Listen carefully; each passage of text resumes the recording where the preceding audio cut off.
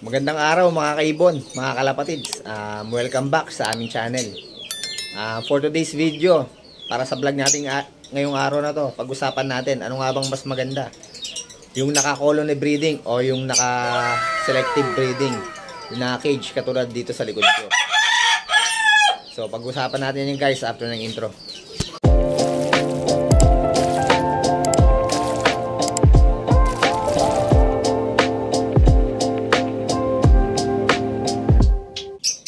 So guys, yun no, unahin natin yung sa colony breeding. Ito, nakikita nyo sa likod ko yung cage na to. Bago siya maging cage ng kalapate, ginawa ko siyang colony breeding ng mga African lovebirds, no. Wala pa akong kalapate noon, African lovebirds lang yung mga inaalagaan ko. Ginawa ko tong colony breeding. So ano nga ba yung kinaganda sa kinapangit ng pagko-colony breeding? Ang maganda sa colony breeding, unang-una yung nakaka-save ka ng oras. Magpapakain ka isang beses lang, no, sa umaga. Tapos isahan lang, sila lang. Hindi katulad sa sa cage na maliit. Sa selective breeding, takaw oras yun, no, kasi isa-isa mo silang papakainin, tsaka isa-isa mo silang bibigyan ng inumin. So, yun yung unang kinaganda ng colony breeding, nakaka-save ka ng oras. Tapos pangalawang kinaganda ng colony breeding, yung healthy yung mga alaga nating lovebirds lagi, no, kasi malaki yung kulungan. Nakakalipad sila ng mas malawak, healthy sila, nakakapag-exercise sila, no. Yun, sa experience ko, yun lang naman, no, yung kinaganda ng pagko-colony breeding. At saka hindi ka na rin nag-check ng mga nest box lagi. Pag nag-colony breeding ka, sigurado yun, no, papabayaan mo lang sila doon sa colony breeding mo, sa colony cage mo. Tapos makikita mo na lang may mga lumalabas ng inakay doon sa sa nest box. So yun yung kinaganda ng colony breeding natin guys, no. Ano naman yung kinapangit ng pagko-colony? Ang pangit sa pagko-colony, di ka makakapili ng ng pagpaparisin mo. Sila na mismo yung kusang mamimili ng mga pares nila. Kumbaga, hindi ka makakapag-project ng gusto mong mutation. Yun yung kinapangit ng colony breeding. Sa isa pa, yung kinapangit ng colony breeding, no, yung eto, na-experience ko na rin. Nag-colony kasi ako tulad nga sinabi ko kanina.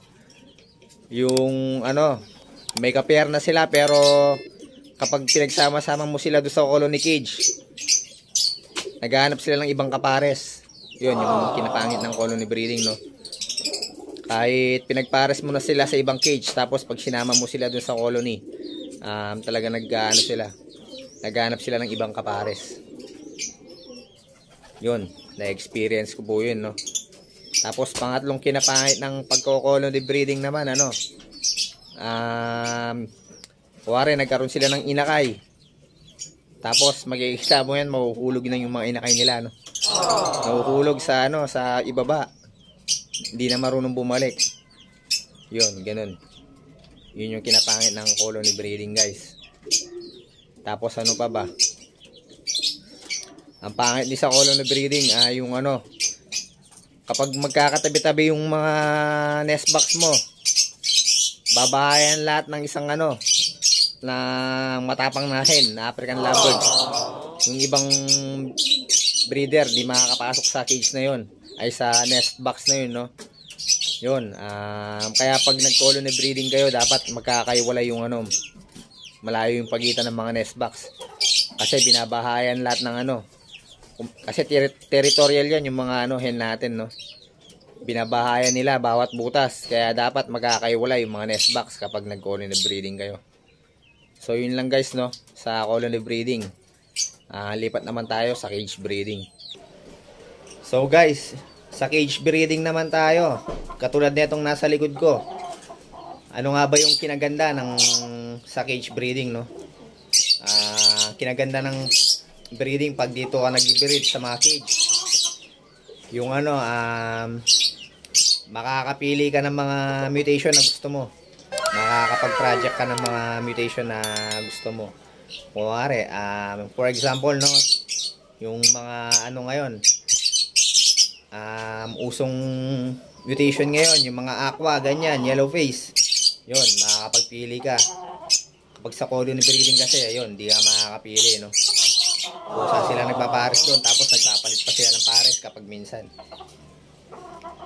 Ano pa bang kinaganda nung ano, cage breeding? Ang kinaganda ng cage breeding, na check mo ba yung mga inakay nila, no? Na monitor mo sila isa-isa kapag naka-cage breeding ka. Lalagyan mo ng label yung mga ano nila, nest box nila. Yun yung kinaganda ng ano sa cage breeding. Ano pa ba? Mga sinasabi ko po, no, base lamang po sa experience ko. Ito lamang po yung mga na-experience ko dito sa aking imbunan. Ano po bang kinaganda ng cage breeding? Sa cage breeding, ano, yun lang, no? Yun lang sa experience ko, yun lang yung mga ganda sa cage breeding. Ang pangit naman sa cage breeding, yung mga ano, yung mga ibon natin, di sila nakakalipad ng malawak. So dapat nakadiet sila, nakatakal lang yung ano nila, yung pagkain nila sa araw-araw. Yun yung pangit. Tapos pangit sa cage breeding, matakaw sa oras. Kailangan ano, may oras ka lagi pag nagbe-breed ka ng ganitong klaseng ano ng breeding, no? Kasi isa-isa mo silang bibigyan ng pagkain tsaka inumin. Tapos yung paglilinis pa ng pagkain, yung kainan nila tsaka inumin nila, yun. Takaw din sa oras yun. No, yun. Yun yung pangit sa cage breeding, matakaw sa oras. Kailangan may time ka pag nag-cage breeding ka. Ano pa ba?